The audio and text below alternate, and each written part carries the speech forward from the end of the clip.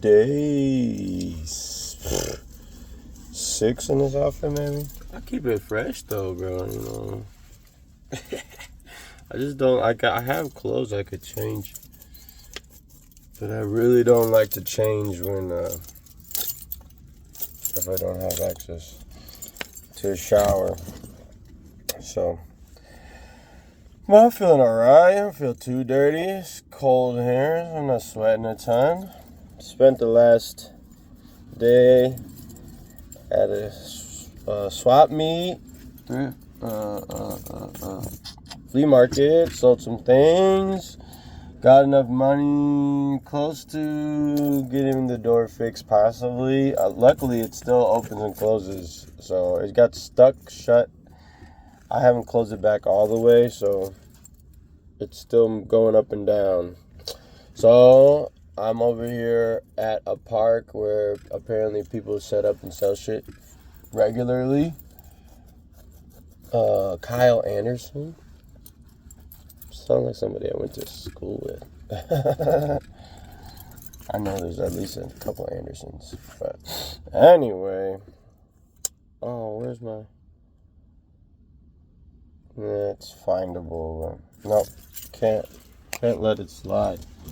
I really... One day... it will be regular. Oh, wait, where? Weird. No way. What did I do? Okay. We will do it regular. Man, no, I haven't even had any Rex cameos lately. Oh, that means I've been way too serious. Rex, say what's up? Dude, he's been my pillow. I've been sleeping in the front seat because the back is too crazy. Oh my God. It's crazier now than ever, really, probably. This has been a mission that's more than one person for sure. It's like it would have been nice to have somebody else with me, but it's also hard when you have someone else because then you have to be considerate. Gift and a curse, positives and negatives of everything. It would be nice to have someone that was interested in what I'm doing and had their own reason for being in the situation with me. Because loading and unloading this truck. Oh, by the way, I just saw a license plate with my initials on it. It says 573. A lot of license plates in Seattle have KF and KW, which is crazy to me. Usually in that order, too. Usually starting with K. But a lot of KFs and KWs, I guess that's just like what they're on. Keaton, Walker Fisher, KWF. Mad King Key. You know what it is. Bow, bow, bow, bow, bow. I'm sitting outside Central Lutheran Church, getting ready to go in there. Because on Sunday, it's just go wherever's closest. Go find God on Sunday for sure. I mean, I'd be talking, meditating, frequenting with God as much as I can, seeking clarity, grace, peace, truth, love, support. I've kind of isolated myself out here in little ways. Made some friends here and there, but the Seattle freeze is a real thing. It's a real thing. But I met some people last night. Last night was different. Over here on Capitol Hill, people were a little bit more friendly. But I would say that over 50% of people that I met were not from Seattle. So, but there's a power in your thoughts. Your thoughts become things. So, patterns you notice will eventually become confirmation bias, where you project your life. You're a projector. Well, I am a projector in that. What is that thing called? Destiny, divine. I don't know, it's not that important, it'll come to me. But we all are projectors in our lives, whether or not you're a projector in that version or not, because our life is a movie, and our eyes are the projectors. Oh, I saw the license plate. I have to remember 573. 573 was the number on the license plate. And so it feels like we're observing our life and life is happening to us. But as I understand it, and I have not managed to completely grasp it in the way that it's become tangible, although I am producing some results, some intentional results. That's the situation, right? Is that we believe we receive experiences that we do not want, but based off of some type of internal programming, subconscious creation, we are producing our experiences in our life. And now there's always the nuance of victimhood. Well, there's a difference.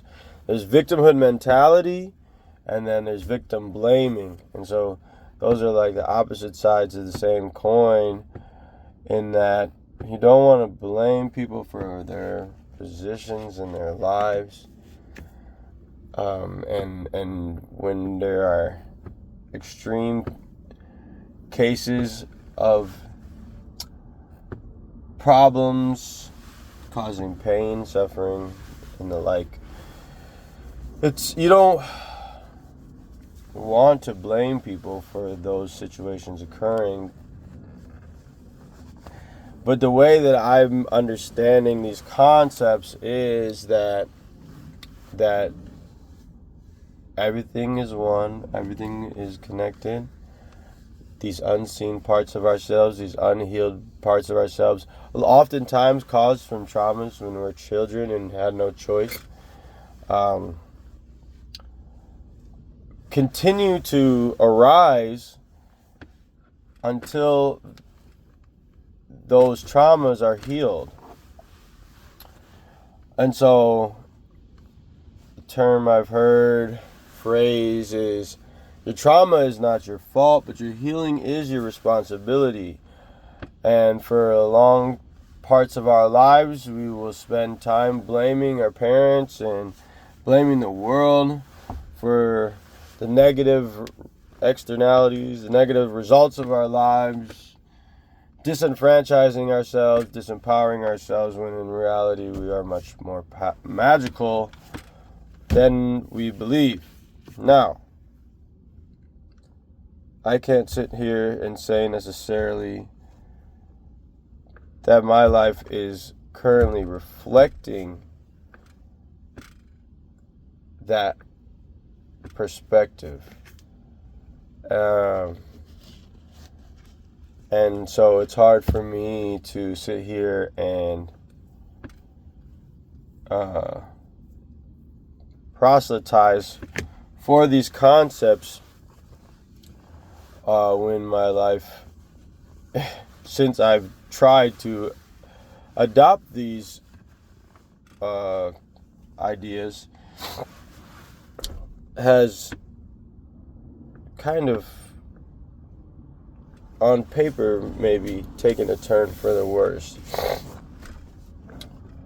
But it seems to me that when you do start to take responsibility for your energetic creations in your life than the towers and castles you built while unconsciously creating, manifesting.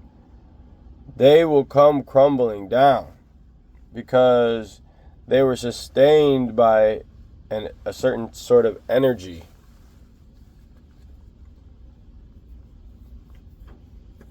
And that energy compiled, compounded, and brought about these observation biases, bison,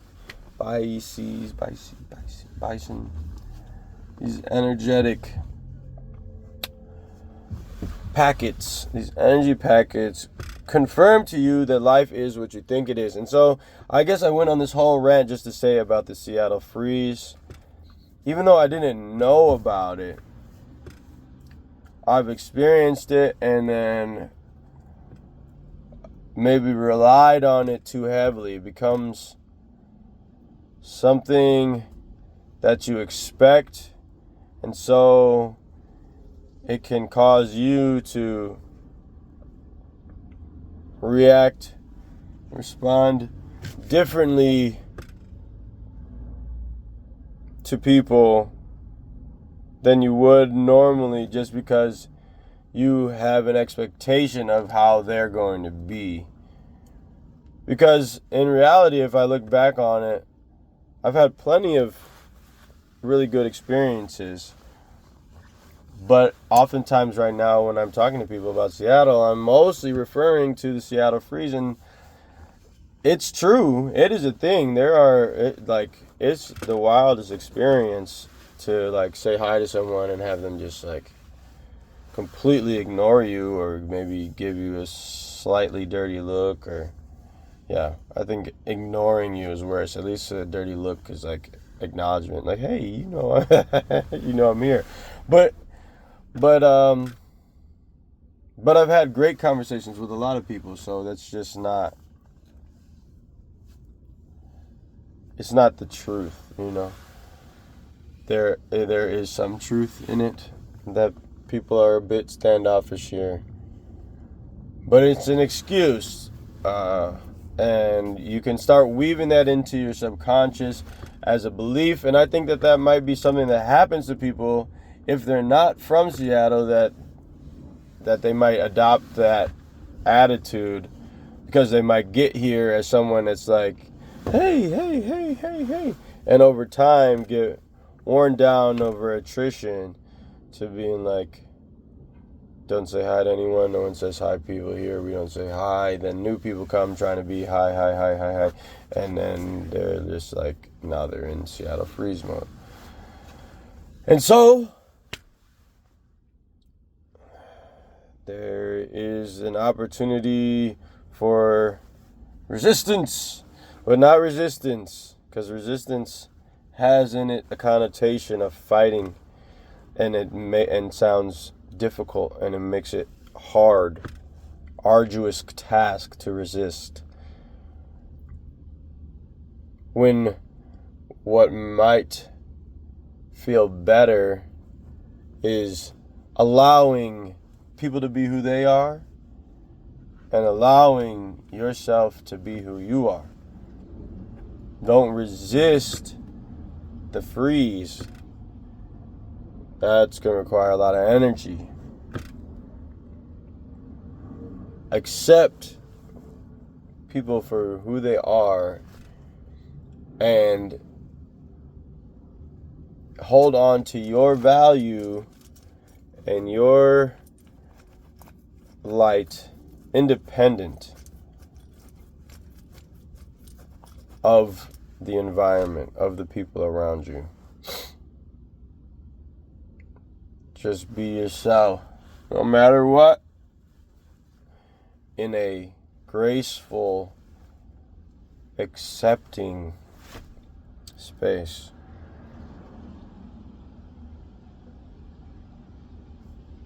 I'm getting preachy. I say these things almost more to myself than necessarily anybody who's watching.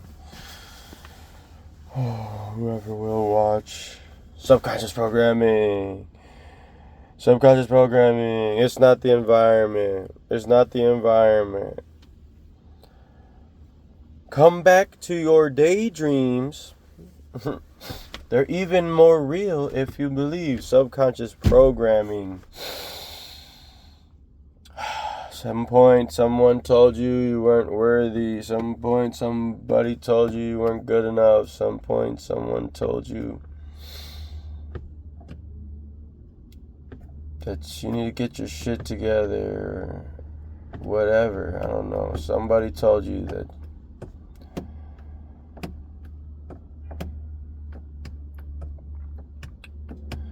you did not deserve love in some way, shape, or form. And so you go out looking for rejection. And in your head, you tell yourself, why would I wouldn't look for rejection. I'm not looking for rejection. But you are. Because you're not looking at all of the good experiences you've had with people. And even when you do have good contact and connection with people, you're feeling so uncomfortable that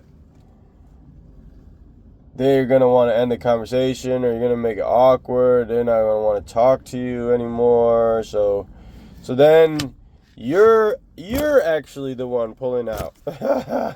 You're the one, and I'm like just talking to myself. Look at this is me talking to me on my shoulder right now, just telling me. You're the one that's afraid. You're the one that's frozen. You're the sea monster. You're the sea creature. Down in the deep.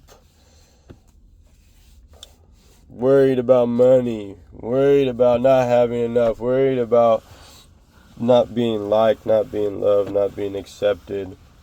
Not even giving people the chance to reject you. Which is fair. Because it's hard, man. It hurts.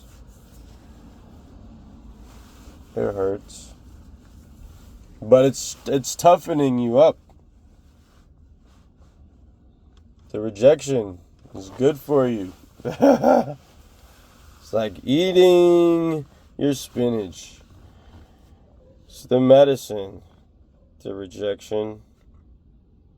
It's the gym. The rejection. It's the support towards accepting yourself.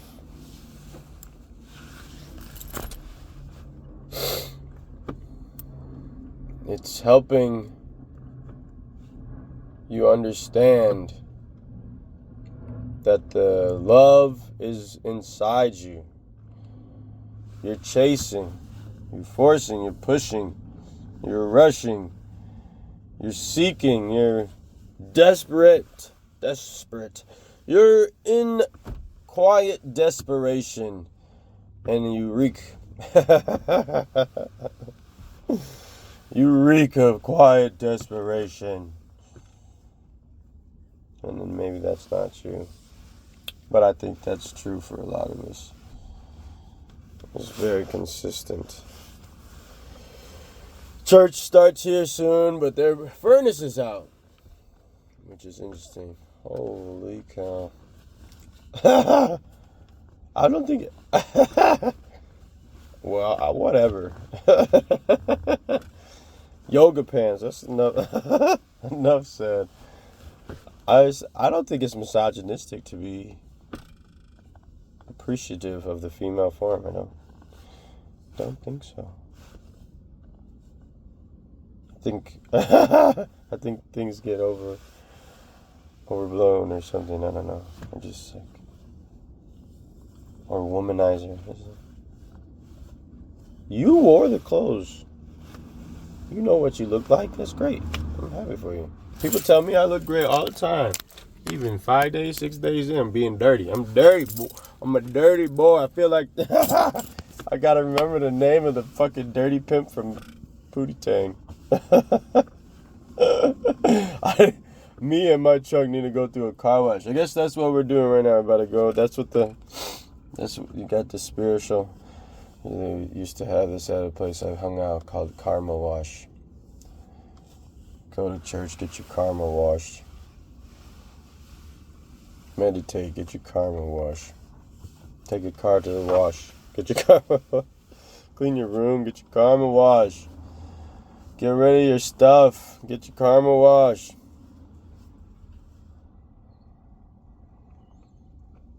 Take a deep breath. Get your karma washed.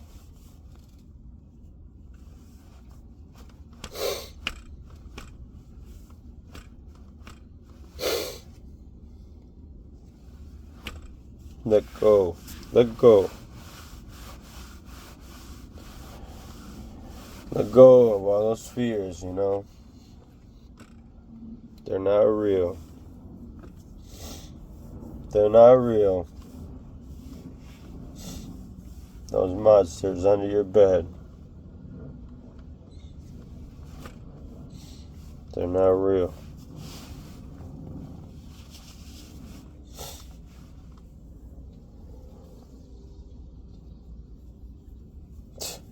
I would cry in every episode. I thought the Mad King was supposed to be angry. I'm not angry. Guess I'm just sad. But it's coming though. It's a process. Change is a process.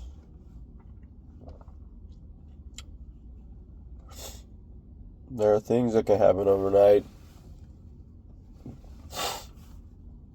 but ultimately it's consistency. You can't change your habits one time for 1 day, for 1 minute. Meditate 1 day for 10 minutes and think your whole life is going to change. That's just not how it works. If you got cancer, you go to chemo over and over again. You get surgery. Cut out the abscess. This is spiritual surgery. Cutting out this mental cancer. Spiritual cancer that's holding you back. It's not you. It's not your fault. But you're the only one that can do anything about it. No matter what anybody does for you, it will not change. No matter how much people love you, no matter how much anybody does for you, it will never be enough.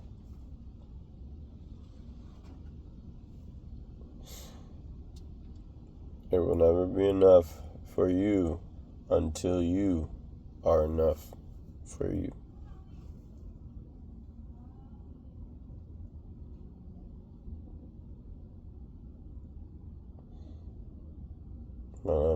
I'm not here telling you that I know it's possible. Because I can still feel it. I can still feel the fear.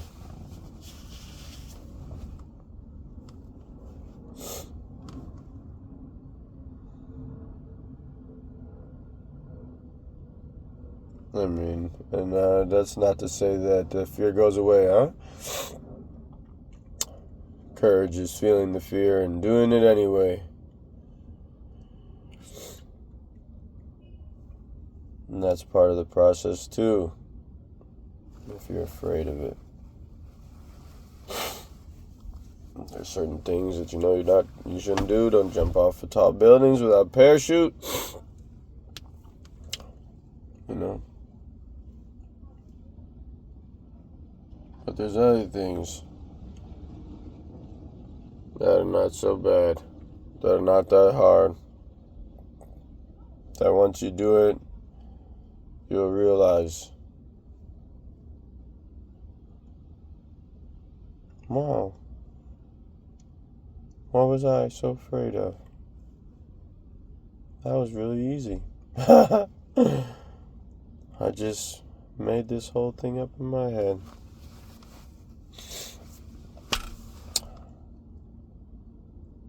And so, your imagination and your intention is a double-edged sword. It's a two of swords. Imagination and intention. Two eyes. With your eyes closed. Imagination, intention. Like, we got the Wakanda. Got the swords across. Imagination and intention. Both intangible. Both running your life.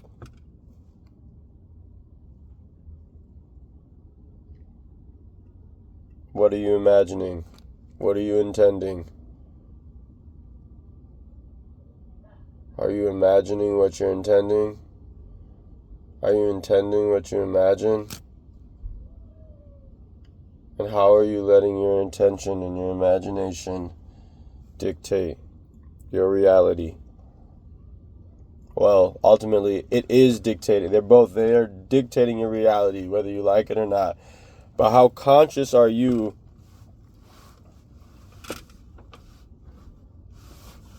of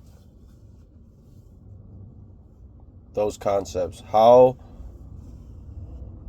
often are you allowing yourself to be carried away by your imagination, making up stories in your head? Which you're going to do, but which story are you telling yourself? It's time to go. Church.